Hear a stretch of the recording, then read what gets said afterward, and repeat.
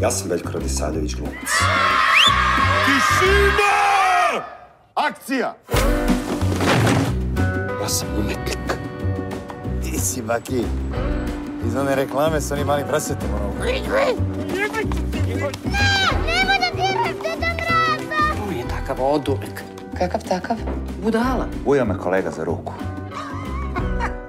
Stop, ti si mašina. Kakva mašina kod Šekspira, jesi ti normalan? Pogledaj što ja ličim, pogledaj što liči moj kolega. Ne, meni je okej, majke.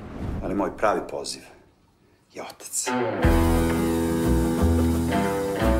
A kakva je situacija u kući? Odlično, hvala Bogu.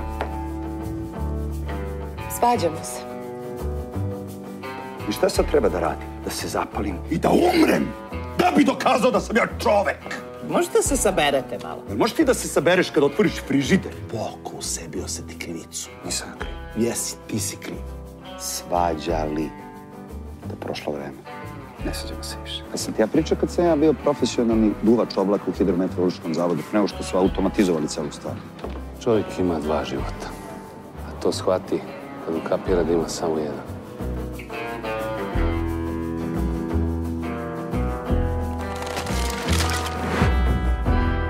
Valjda ukapirao da je gotovo. Jeste. Bilo je do noćas.